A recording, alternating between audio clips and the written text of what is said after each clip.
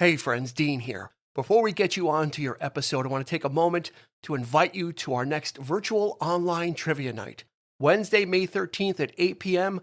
Join us either on our Facebook group or on our YouTube page for 3 rounds of fun trivia, music questions, movie questions, general knowledge questions. It'll be a fun time and a chance to win some prizes and have just a good relaxing night of some trivia at home. You don't even have to go out for it. So don't forget, Wednesday, March 13th at 8 p.m.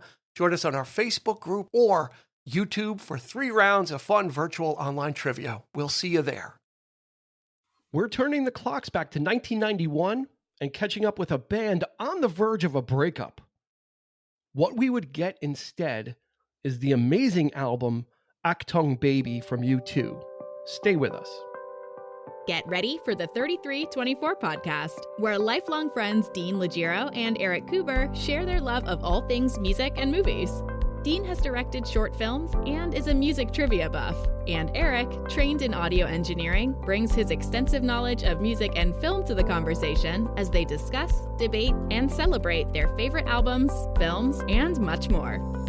Welcome, friends, to the 3324 podcast 2022 edition, if I'm not mistaken, Eric. Depends on when you're listening to it, though. I mean, a very first music episode of 2022, which we're really excited.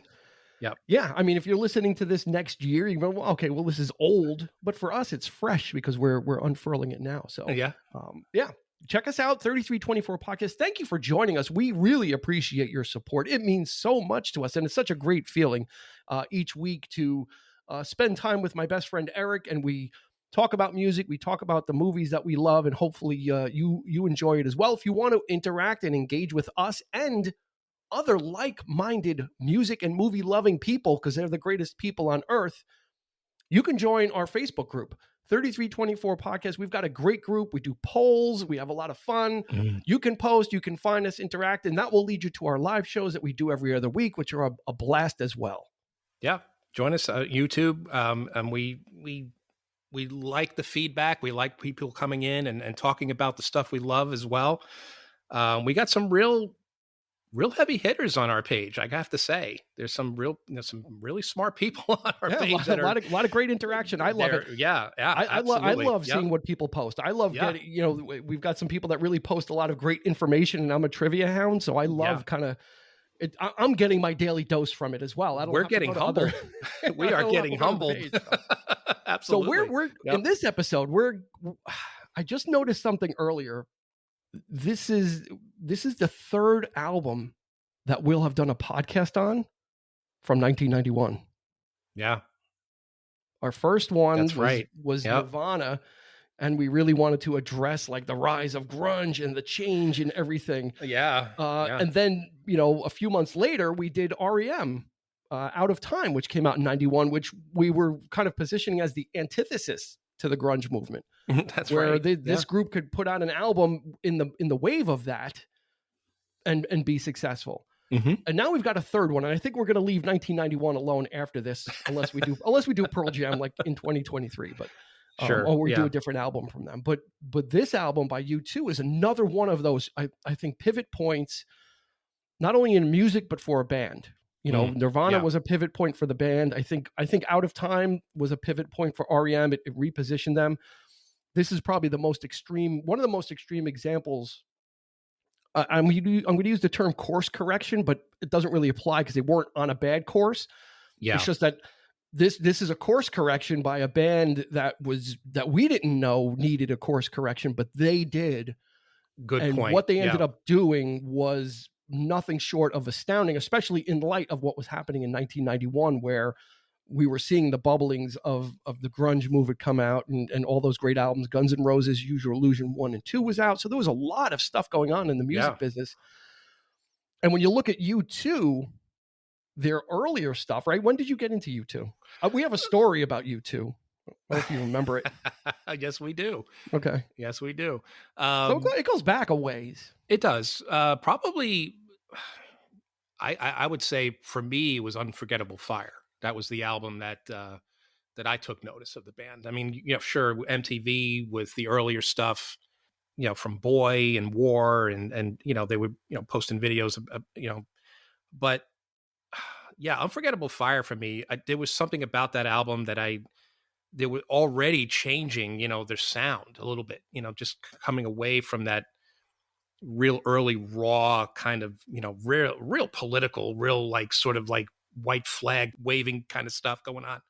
Unforgettable Fire, at least, because of which we'll get into, of course, with this later, but the production team of Eno and Lanois, I think that had a major factor on their career, basically, as for them. I think they did so much for this band, and we'll talk about that in a bit. But yeah, cool. All right, let me roll the stats out, and then we'll continue that conversation about our connection to U2. So this was released in November of 1991, and like Eric said, this is the perfect segue. It was produced by Daniel Lanois and Brian Eno, and they have their kind of DNA on a couple of their albums from U2. So there is a partnership there. It won 2 Grammys, and oddly enough, one of them was Producer of the Year for Lanois and Brian Eno. The other one was Best Rock Performance by a Duo or a Group.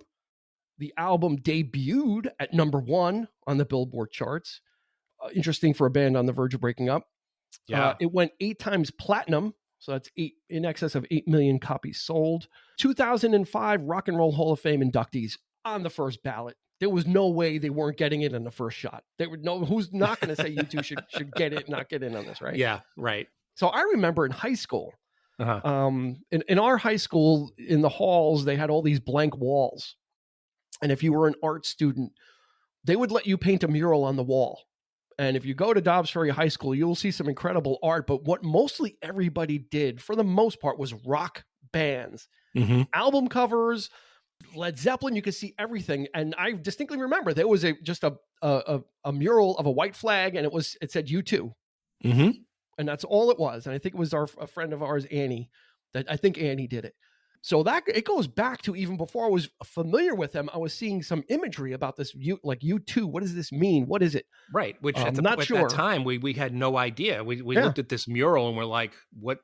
Yeah, what is that? What's the big deal about when people were painting Dark Side of the Moon and Close to the Edge and all these elaborate sort of like artful kind of things, and here was this basically this really basic kind of thing. And I do remember that. That's a nice point to bring up.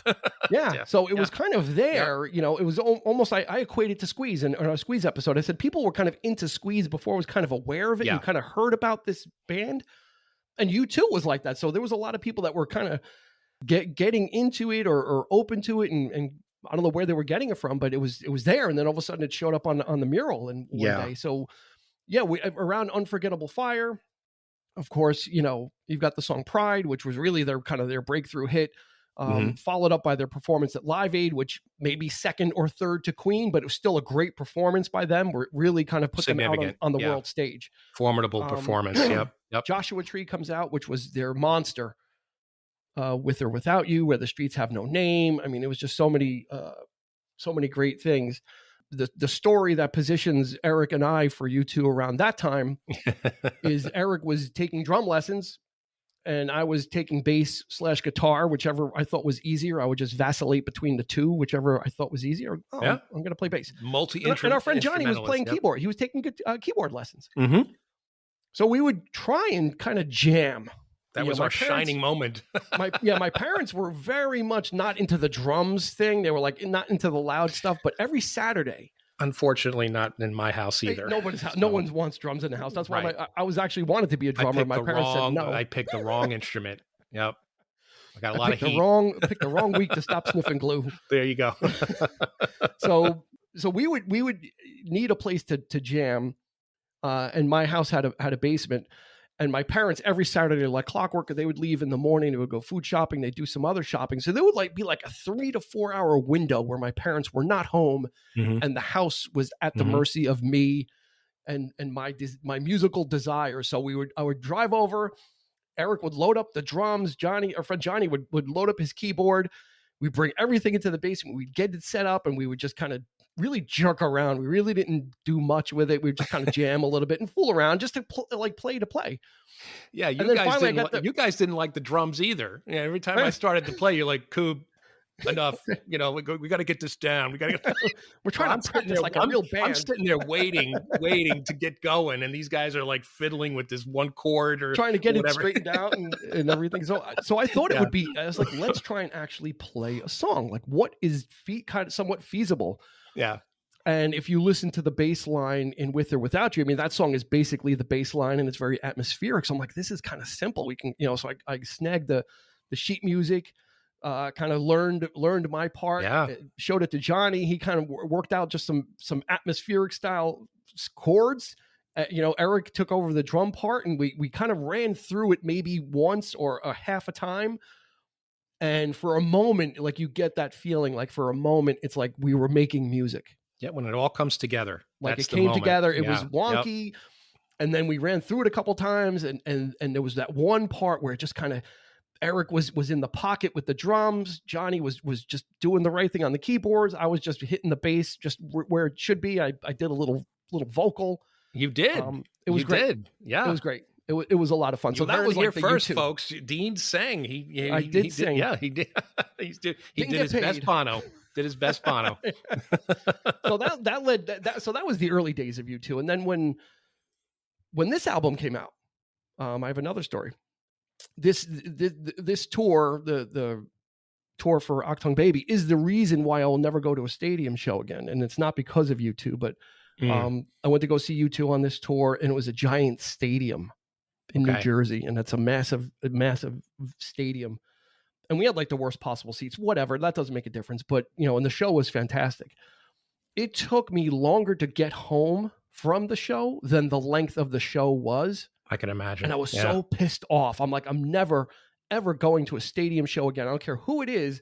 I just don't want the experience afterwards of having a great show and then being pissed off, like trying to get home. So it's not U2's fault.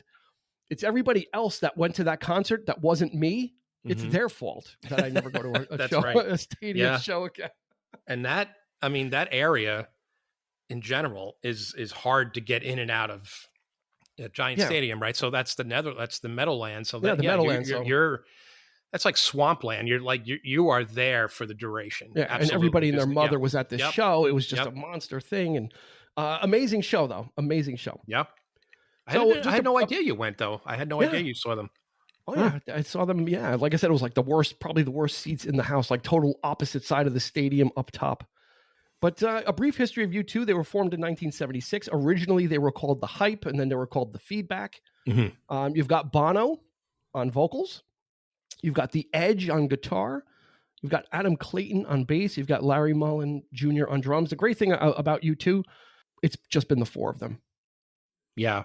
It's, for this length, it's never been anybody else, and it's just been U2, and you don't hear about any fisticuffs and swings like Townsend and Daltrey or Aerosmith. Well, I was just about to say, they always, the reason U2 was kind of gravitated, was because they reminded me so much of The Who in that sense, like the very anthem type rock, that type stuff. It was like, this is the new Who for me, like the band coming in with these kind of songs that they're minus the black eyes and the missing teeth. Yeah, absolutely. Yep. They were to me like the Who of the 80s in that sense, sort of like if you listen to like Who's Next or Quadrophenia and that big sound that they were doing with, with Bob O'Reilly, and that was U2, but U2 is far more political, which I have to admit was a little bit of a turnoff. I didn't understand the politics at the time, the socioeconomic slant on things as well. Yep. And that actually kind of haunted them. That was really what happened is they put out, but the album before Achtung Baby was Rattle and Hum, which was a weird kind of a thing. There was a documentary. It was originally going to be like a short film, but then it expanded into a full-length documentary. And then the album itself sold really well. It just, although critically just kind of panned, it was kind of like a live album and a studio album kind of mixed together. So you get live tracks and then you'd get studio tracks. So it wasn't like a double album of here's an album of studio and then here's an album of live. It was interspersed. So when you listen to it, it's hard to kind of get a read as to what it's grasp about on it, like to get into a mode. What are they trying to do here? When you're listening to live, you want to hear live. If you're listening to a live album, you're kind of in the live mode. Then all of a sudden you get a song that's just not that, and it's very atmospheric, and then this kind of throws you. It surprised me because it was not only critically panned, but fans alike. I mean, they were all saying the same thing. In prep for this, I actually watched it wasn't the greatest documentary on Achtung Baby, but they were commenting on how the pomposity of the band at this point, people were just fed up with it because they came off as very like arrogant and pompous. Oh, absolutely. And I holier than thou, I did not know this. And the thing of it wasn't so much the politics as much as it was them trying to like, oh, we're like really into, like the roots of American music. So you had songs on, when they collaborated with like BB King, that wasn't a good thing, apparently.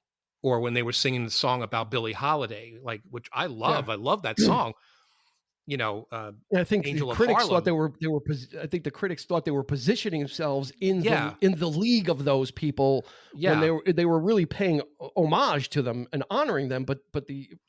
But then I start to point that people thought that they're just trying to position themselves as being on that level, which they are now. So, but I start to think about like, okay, well, if that's the case, then I guess the same thing could have been said about people like Sting, right, or Phil Collins to a certain extent, because they were really embracing jazz and that kind of stuff as well. So. Well, Sting did get a little flack. He got a little bit of flack from the jazz community. Yeah, for poaching. Like I remember a story. Branford Marsalis. Yeah, Branford Marsalis. His brother, like practically disowned him for working with Sting. Yeah. He's like, you blew it, man. You're no longer a purist. And he got such flack for that. It's like, wow. So it's a real thing where there's this cognoscenti of people passing judgment, and it did affect them. They regroup. They go into the studio for their next release after Rattle and Hum. Sessions are not going well. They're taking forever. There's internal strife and kind of arguing or whatever, and they're just ready to throw it in. They're like, you know what, this might not be worth it at this point anymore. And that's kind of really interesting on the heels of I mean, like I said, Rattle and Hum wasn't well received, but it sold like 11 million copies. I mean, it did really well. People were buying it no matter what. Even if it was a dog, the people still bought it when it first came out and were kind of getting it, because U2 was riding that crest, and that would have been a spectacular implosion had they broken up, because everybody was buying Joshua Tree. I mean, that was like a multiple Grammy Award winning album. It was just like, you talk about the 80s rock. It's like the Joshua Tree. Yeah. So for them to get that close, and it was the song One that brought them together. They started jamming, got it was together. Brian Eno. We have to give credit to Brian Eno. He came in and he really, and even though those real early sessions, they just weren't, things weren't quite clicking from the very beginning. They, like you say, there were some things happening there, but it was his insistence that we continue with this. We have to change, your sound. We got to, and the song One, which we'll get to, because that, we'll get to that point, but that song. Yeah. So it really holds a special the song One, literally about four people, getting together and becoming one again, was what saved the band. They were able to improv. The song was largely improvised in the studio, so that kind of sparked, reignited some of the spark, and then this embracing of techno, industrial, alternative sounds, right? Which is not anything that they were known for. They were known for the like that big. The jangling guitar of the Edge and the big soaring vocals of Bono, really like ripping it to the crowd. Yeah. And this is something totally, the beats are more techno and kind of electronic influence. Yeah, Larry Mullen was not a fan of like they were incorporating drum machines, sequencers, that kind of thing. And it was just, but to great effect though. I mean, it didn't completely replace what was happening on the surface, but it only added to the flavor of the record, and and what they were really going for here is what this album really brings to the table. To me, it always sounded like Bowie. Interestingly enough, I didn't make the connection then, because what would come to find out that they were inspired by the Berlin trilogy of Bowie albums that came out in the 70s. Stuff like Heroes and those three albums that he had made with Eno. back in the day when he recorded in Berlin at Hansa Studio, which was created specifically for those sessions.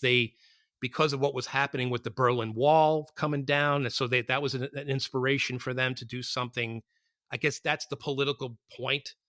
I guess the only political point about this album was that they decided to record there because of what was happening in Berlin. And so that was a big sort of lift for them. There was this freedom, that there's unification happening. So in a sense, we're reunifying the band here. So there was that feel. And then the other part of it, which you talked about the political part, but the other part, which was important, is they stopped taking themselves so seriously as well. Yes. They were able to loosen up, and not every song didn't have to have this message.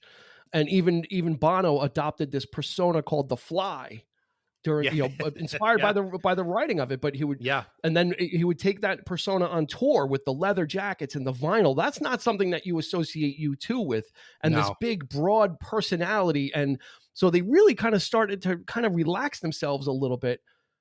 Almost a parallel to REM. I think we said that about REM as well. When they put out Out of Time, they kind of okay, let's just make let's make an album of just great music. This is the moment they became rock stars. Yeah. I think this is like they're the image, the whole image of the band. Yeah. The leather, the music shades. videos, the dynamic videos, right. Mm-hmm. the new sound where it wasn't a gimmick. It wasn't, had this come out maybe in 92 or 93, people might have said, oh, this is a reaction to grunge and they're trying to do something like that. The fact that it came out right at the same time all this stuff was coming out, I think also was a genuine move by them, right? They weren't doing it in a reaction to something, because grunge, the album Nirvana had come out, but grunge hadn't hit yet. The album had only come out. Yeah. This was a survival move by the band of we really need to do something different, and we're already tired of that whole U2 image. And what are we going to do about it? So you want to talk about a roll of the dice? I mean, it's got to be one of the biggest rock and roll. I put this album and the album Electric by The Cult kind of in the same thing, because they were both almost 180-degree turns that were necessary, that kind of brought them a new audience or allowed them to kind of continue on in a different way. And this is probably the biggest selling example of a band reconfiguring, not as a gimmick, not as a reaction to the music scene, but as a reaction to what they were doing themselves. And they needed to and it wasn't their foray like, oh, here's our electronica album, and then here's our country album. Yeah. They actually followed this up with Zooropa, which was even more. It took it even to the next degree of an experimentation of, okay, well, what do we, what does this mean for us? And then they were able to kind of pull it back and then reconfigure into more of a straight up rock band. That's right. I mean, you might think, I, of course, initially thought back in the day that was like, what are they doing? I didn't really, I love the album, but the sort of the image though, like, the change in the image was like all of a sudden they're playing big stadiums again. I mean, but in a much more flashy sort of way. Like this is a total like departure of what they were. I didn't know how to feel about that necessarily. And in a sense, but you might think, oh, well, they're selling out or that kind of thing. Like it's just more of a commercial thing. But exactly, but we didn't know that at the time. We were just kind of like, so naive to that. But they in their own way, it was a response. It needed to happen for them because we didn't know that there was such disdain for what they were doing. In the late 80s, at that point, they were just like, "Oh, we're done with internal strife." It's surprising how much everybody can just turn. Things change so rapidly in the industry, and it's amazing how like in just a few years, how like you're so popular, and then all of a sudden it's just you're done. Well, we're tired of this. We're ready for the new thing. Yeah, or bands will kind of like. A parallel to the Beatles with the Get Back documentary, kind of they're kind of limping along. Yeah. Right. And some bands they'll kind of limp along, and when they really should have been put out of their misery. And U2 is like, well, we don't want to limp along. We can't do that. That's right. No matter what. And they could have probably limped along making the U2 sound. People probably would have done it. So again, they didn't do it for the fans or reaction to this or that. They did it for themselves, which makes it genuine. So it's not the gimmick. Yep. It's not Yep. gimmicky like other bands have done that. Hands down, this is pretty much the most consistent album that I ever listened to from I YouTube. It's like the agree. one that I pretty much Yep. will pull out and be like, That's right. here Yep. we go. Every song on this album is great. This is just so special, and it's just so well done. Like, you know, especially when you know if you listen to their other stuff and then you listen to this, it's like, oh my God, it's so different, but it's so great. And they just really, they pulled it off. Mm-hmm. Like, mission accomplished. They did it. It was like, and not only did they do it, they did it to the nth degree. I mean, like I said, this thing debuted at #1, so people were ready for something. And the music, again, there's maybe 2 songs that you could say are echoes of U2, you know, that have some of the, you know, kind of the trappings of a U2, but this, when this just starts out with Zoo Station, I mean, you're just, it's such a different, it's got the processed vocals. It's got the industrial kind of techno drumming. Yeah. It's opening not like anything else that you've heard on a U2 album. I think it again, I can't say enough about the production team on this record. I mean, Lenoir, and they knew what they were doing. I mean, to me, it goes back to Peter Gabriel as well with So. Yeah. You know, how much of a departure that was for him. It was such a more commercial sound, but yet still Gabriel. It's still Gabriel. It's still weird. It's still out there, but he knew instinctively what to do, what to bring to the table. Gabriel at the very beginning was like, I don't want any cymbals on any of my albums. I just want drums. Lenoir comes in, I want cymbals. And with Red Rain, he comes in with Stuart. He's got like 3 different people playing hi-hat on that song alone. And that, you know, but yeah, that's what he brings to the table. And that's why he's one of my favorite producers of the late 80s and going into the 90s. And he did a lot of his own material, which is great in itself. If you've ever heard of any of his own stuff, really good. Really he was stuff. very much in demand in the late 80s. Robbie Robertson, Bob Dylan. Everybody was looking after him, trying to get him to work with him. Now with this, because there's 2 producers, what they actually did is they gave each producer a crack at the songs and said, all right, Brian Eno, go ahead and you mix it down and give us your mix and what you think, and Lanois, give us yours. And they would either pick one or the other or say, well, we like elements of this and elements of that, so can you go back and remix it? And this album was literally being mixed, I believe, up until like 3 weeks before it was released. And then, you know, the Edge grabbed the tapes and flew them out to California. So oh God, this is just one of those albums that it's like Zoo Station kind of sets it. Here comes the gushing, folks. When you hear better, Dean go, you know, like even better than the real thing. It's like one after the other. It's kind of even better than the real thing. Then one, until the end of the world. Who's going to ride your, you know, So Cruel. I love. Oh my God. Yeah. It's just such a great collection of songs. Even though it's a different sound, they don't sound the same. No, they don't. And you know what? It's refreshing. It makes you want to listen to the next track. I want to hear what's coming up next. I mean, it's, you know, unlike, I have to admit, I mean, Joshua Tree is a monster, but it's not a perfect album. I mean, not every song is great on that record. I mean, I think for pound, Achtung Baby just blows it away in terms of just every, away. You know, every song except maybe their greatest hits, which don't count. Greatest hits don't count. So I think this is going to be easy for us to say this is their pinnacle. Yeah, I agree. I totally agree. You know, so you got even better than the real thing. Then you have One, which is that song One, that they needed too, right? Yeah, I mean, I back in the day, One probably didn't affect me like it affects me now. But this song might just first of all, it's my favorite song by U2, hands down, and it's the first. And you know me, I'm always going for like the deep cuts on albums. There's always a better song than the hit. But in this case, I'm going to go with the first song that they did for that they recorded for this album, and it's one of the hits. It's my favorite U2 song ever, hands down, and I just can't say enough about it. I don't know what it is about it that really affects me. Every time I hear it, I have to hear it to the end.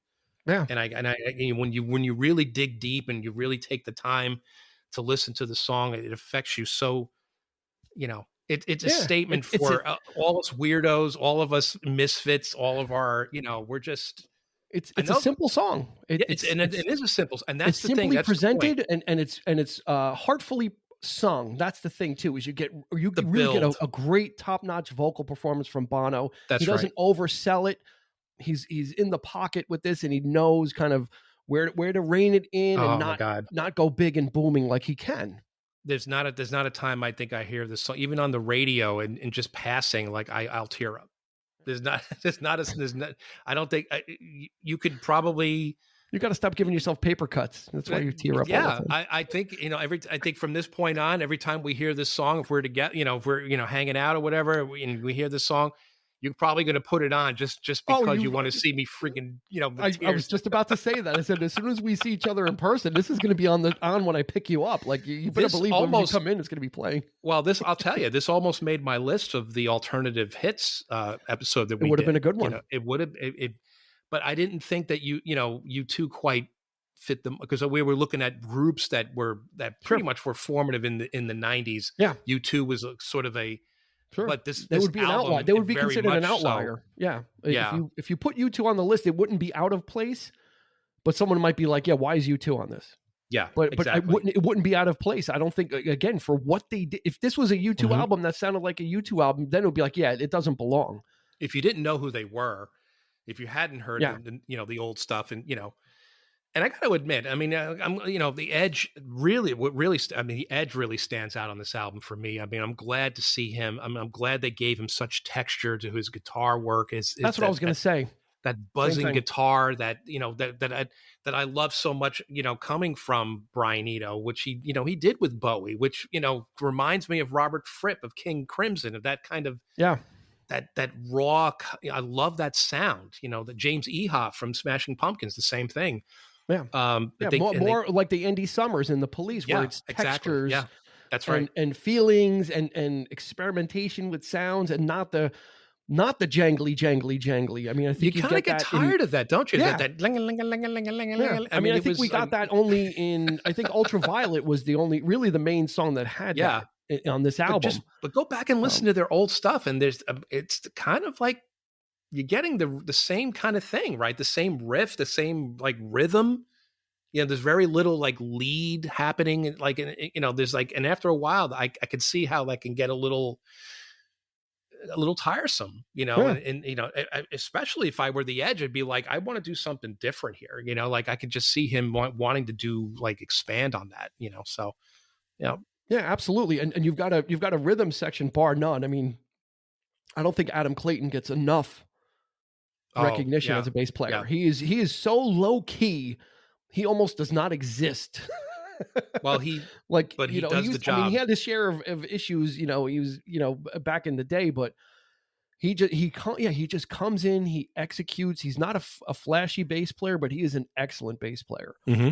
And Larry Mullen is just one of those guys too. He's just a workhorse. I mean, he's kind of like a.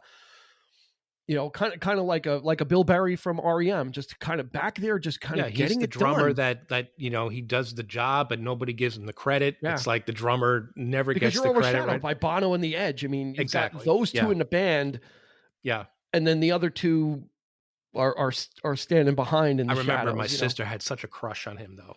Back in on who? Larry Mullen. She was she was all over that guy. he's like a cross back then. Back then, he was a cross between like Billy Idol and Sting. Yeah, kind of looked like there. He could be a younger brother of both of them. There you go. With the spiky blonde hair and the movie star good looks. But these guys are just low key. I mean, they just kind of get it done. And Bono is like the showman, and the Edge is kind of out there. Yeah. So we got to give props to especially Adam Clayton. His bass work is just really a really unsung hero of the band, kind of like Nigel Harrison and Blondie as well. Same type of thing. Yeah, that's right. These guys are back there getting it done, but the front guys get all the credit.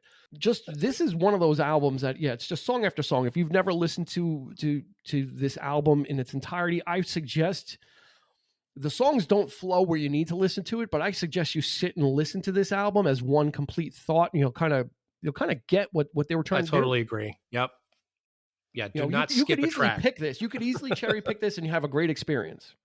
Yeah. But I think if you listen to the whole thing, I think you kind of gets you in the groove with them, and the way the songs are arranged, as far as the track listing, I think it really is just So what are your favorite What are your standout tracks on this I one? wrote a few down. You know, like I'm writing. I'm like, well, I got to stop writing because it'll just be everything. Yeah. So it's kind of like always, you know, even better than the real thing has always been a favorite. These are pretty much the hits. Mysterious Ways, I love because it's just so different from what they were doing. Yeah. The stuff that's a little more closer to U2-ish is Trying to Throw Your Arms Around the World. I love that song as well. Mm-hmm. Oh God, because that's just so atmospheric, and they really just excelled at. They didn't say, "Oh, we need to change our sound, so every song is going to sound electronic or techno." You know, yeah, we got to. They played with different, just not sounding the way they used to, but it doesn't mean everything has to sound the same as a result because you're trying to be different. Well, it's saying that we're still here. We're still U2. We still have roots. We're going to throw a little bit of that back to the fans. I think, it's important to do that. I think, you need to remind people of what they were at some point, just if only just for a little bit. But, I think one for me, So Cruel. I love, I like Acrobat a lot. I don't know why. It just, that stands out for me. And then Love Is Blindless, the last song on the album, is just gorgeous as well. Yeah, there's a great lyric from Trying to Throw Your Arms Around the World. Mm-hmm. A woman needs a man like a fish needs a bicycle. It's like truer words have never been spoken. Yeah, I think so. Yeah. And, men need women more is kind of like men would be lost without women, but he's saying women, you know what, you don't need men, you kind of, it would be a waste. But who's going to ride your wild horses too is another. I mean, that's one of the the staples, like the radio staples too. But man, that's a great one too, especially that's when like one of their stadium songs. Yeah. That's like one of those big songs. So it's got such a variety of the tender stuff, the atmospheric stuff, the electronic stuff, the techno stuff. I mean, they really just. It's groove worthy too. It's me, I'm all into the groove thing. So and then rhythm. So there's quite enough of that on this record, so you can actually move to it, even though the songs are extremely personal. And which that we haven't really mentioned is the fact that there's really no politics on this. It's all about love and just self-deprecating type stuff, real personal for the first time. It's like, you talk about reinvention, but lyrically too, it's like they're, I don't know, it's kind of like their Layla moment in a sense, like where it's this sort of like anthem. They're still very, very sort of anthem. Like these songs are huge, but it's very personal at the same time. So it's hard to really, you don't have to go down, like really get real quiet to sing a love song or to talk about heartbreak. You can do it in such fashion that it's so big and Bono's, voice, and it really carries, and, it's amazing. It's just amazing stuff. Yep. Yeah. And to take this out on the road, I mean, like you had alluded to, I mean, it was like a, they had like all these cars like on the stage, like painted and weird. And it was called, I think it was like the Pop Mart tour, or that might've been after this. They really, really kind of relaxed that whole bringing the message to the masses type thing, and really kind of started to subvert even, I guess, the people's opinions of themselves. And that's really what this is too. Yeah. Is kind of taking the U2 myth and turning it on their head, and Bono becoming this character, the Fly, who can say things and act a certain way that Bono could not, and by adopting this persona, and he actually adopts a few personas in his career. He had one, the Golden Cowboy, I think, and then another one called Mephisto, which was kind of a devilish version of the Fly. I mean, Bono like dyed his hair black for this character. That's where he's like in the red leather. Yeah. Yep. So he kind of really, it really put them on a different trajectory. Is Mirrorball Man, I think, was the one with all the gold, and he wore like a cowboy hat and stuff. So just embracing some of that weirdness and maybe some of that Bowie influence of different characters, right? Like Ziggy Stardust and the Thin White Duke, and absolute glam, those types of things. So it's just kind of very interesting that they were able to pull it off. That's the beauty of this in the 90s, no less. In the 90s, and that it was embraced. Everything was back to form, like we talked about, like analog again, flannel, and right. And here's and U2. This could have bombed. I mean, this could have bombed and still have been a great album And it could have Yeah. been one of those ones that nobody, like, oh my God, when you look back now, it was a misfire then, but it's so, it was a turning point. It was a turning point, but it was also a turning point that was so successful too, which really was the win. They could have put this out and it not done well. And they could have just said, well, we're staying on this course no matter what, because this is what we're doing. Yeah. The absolutely. bonus is that the fans and everybody came along, and that really gives you, I guess, probably that extra push and that extra motivation and that validation that what we've done, it was right. Yeah. And from our fan standpoint, again, they don't do those things necessarily for the fans, but I'm sure that doesn't hurt. Right. And I think, like I've said before, the production team really knew you're what they hot were on doing. the production team. I am. I'm going to give them full credit, because like, do you get $1? Do you get $1 for every time you say Eno? No. Well, okay. Hey, we said it before. They were ready to break up. Yeah, that's a fact, right? And if it weren't for Jack. Brian Eno and Lenoir, they probably would have, if it weren't for that direction and sticking to that and saying, listen, we know what we're doing here. Let's do this. And, and it paid off. And keeping them. Yeah. They actually did challenge them. There was a, I forget what the hell it's called. Oblique. Brian Eno has this strange theory about, about productivity and how to get things done. And it's right. And I'm going to butcher it, but he's got this way of working. I forget what it's called, but it's something like, I don't know. You write down a bunch of different things on cards, on like index cards. And it's almost like a way to challenge yourself. Like, something old is new again. So that if you pull that card, you're going to try and write a song that's maybe reminiscent of what you've done, but something new, or no drums or something like that. You would have all these different cards and they would pull them. And then that would kind of be the spark of an idea of, okay, that's an interesting way to do it. Isn't it? Here's our idea. Yeah, sure. And it was just kind of very interesting. I forget what exactly it was called. I was reading about it, but Brian Eno was like very much, even back in the 70s, like it was a really kind of promoting that type of work. It came out, somebody else kind of really pioneered it, but he kind of adapted it for music.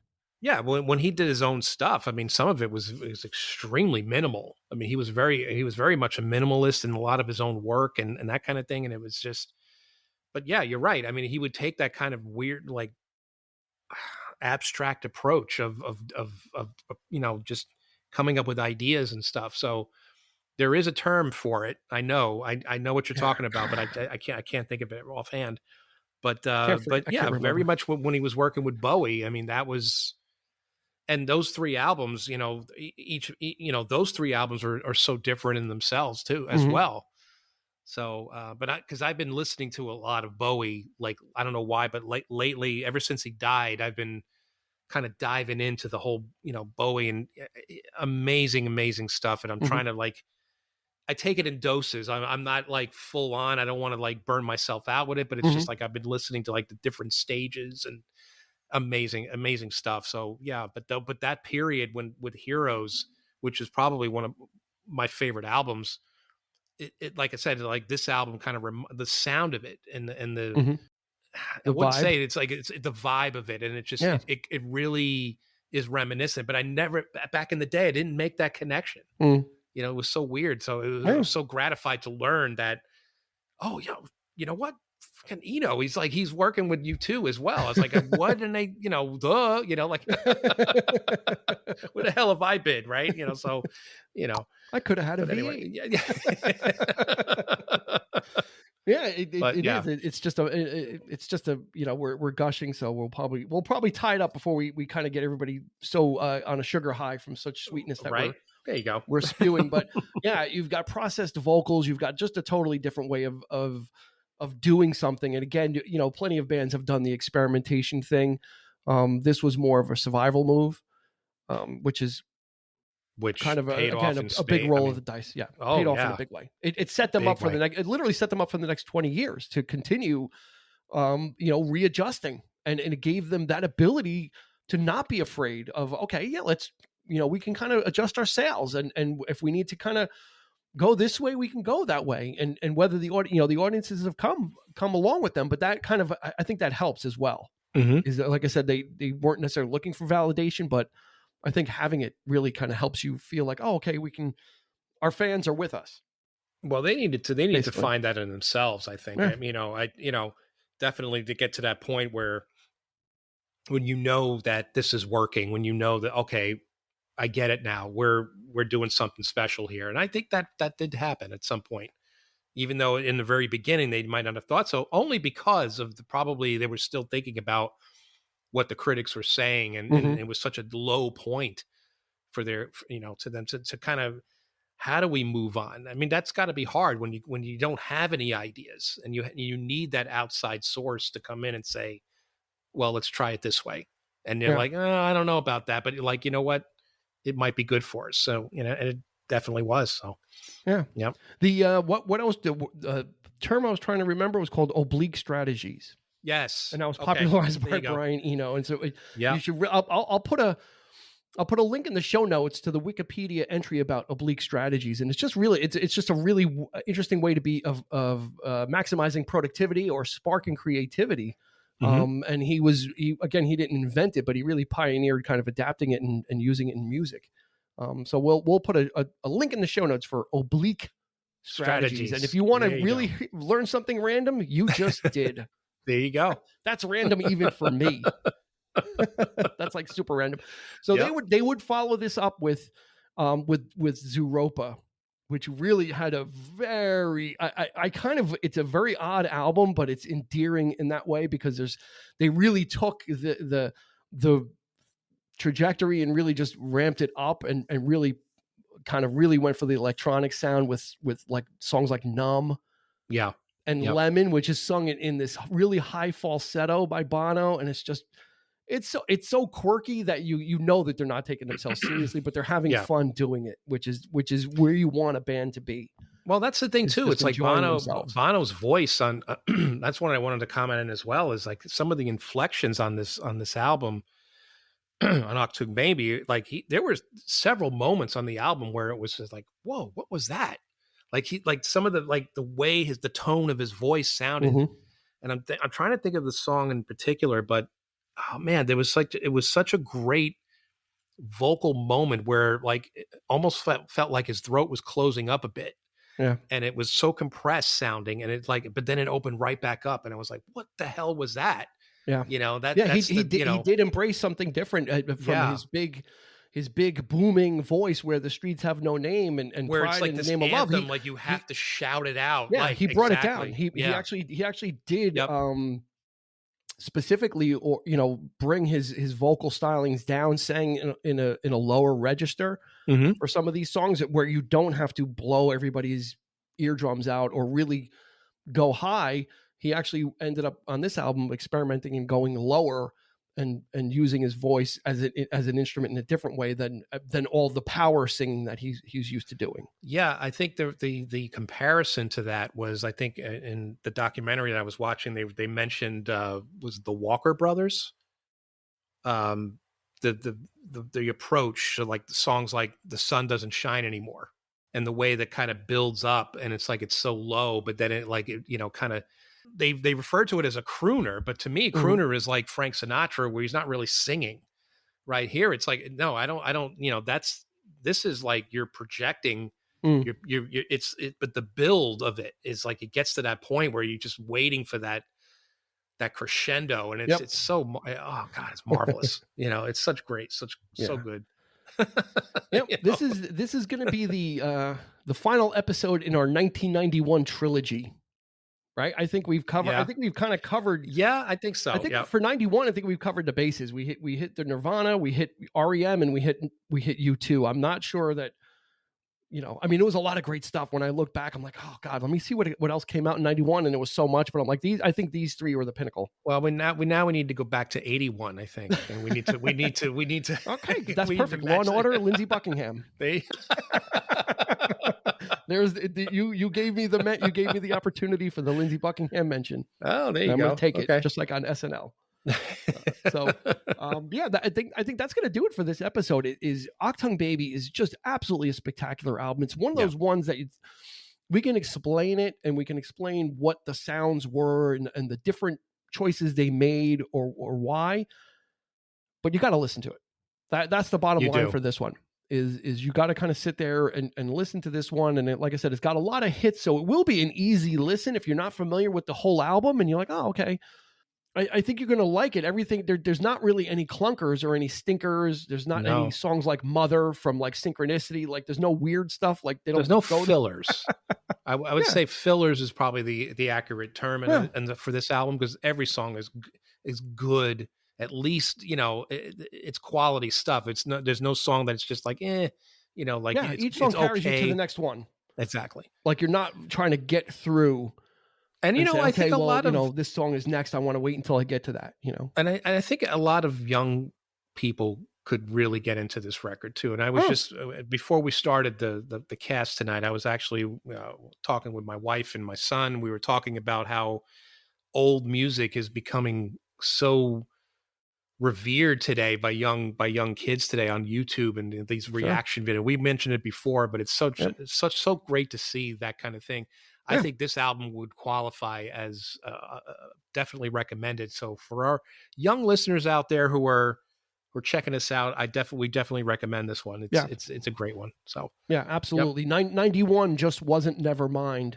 There was some other stuff as well. That's right. And that's why we highlighted two other ones. And I think that kind of rounds out 91 for us. And really, if you want to feel for what was going on, you get those three albums as far as like in the rock arena for the most part. Again, it's a broad statement, but those three will put you in three different positions. And I think you'll be okay with 91. Yeah.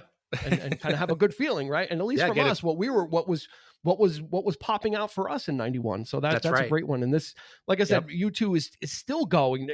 They formed in 76. So you're talking 46 years now. Mm-hmm. As a group with the same people. They didn't have the same name in 76, but the same four guys. It just fortunately they're all still around. They didn't replace anybody. And they're not tearing each other's hair out and just like really sniping at each other on social media. You don't hear anything. You just hear, oh, there's new music by U2. Yep. And they're going to tour again. So good on them. To set the time machine back to 1991, go check out Achtung Baby. It's a good middle point. Again, you can go forward with the sound that they were pursuing, or you can go back from here and hear the other parts. This is one of those demarcation points that we talk about in a group. You can go back and listen to the stuff previous, which is great stuff. It's fantastic. And by no means are we dragging it. It's just different. And the band needed to do something different, and they did. And they absolutely, they rolled the dice and they came up big time on this one. So that's going to do it for this episode of the 3324 podcast. Check us out on social media, 3324 podcast. That will work on Instagram. It'll work on Facebook. 3324p will get you our Twitter account. You can interact with us there as well. Check us out. We've got new episodes every Thursday, and we've got smaller bites called quick hits and different subjects. We got those every Monday. So join us for both of those, won't you? And we'll see you online. For Eric, this has been Dean. We will catch you on the flip side. You've been listening to the 3324 podcast with Dean Legiro and Eric Kuber. You can find us on your favorite podcast provider, so please like, subscribe, and rate to become a part of the 3324 family. Your feedback is important, so make sure to follow us on Instagram and Facebook at 3324 podcast and on Twitter at 3324p to join the conversation.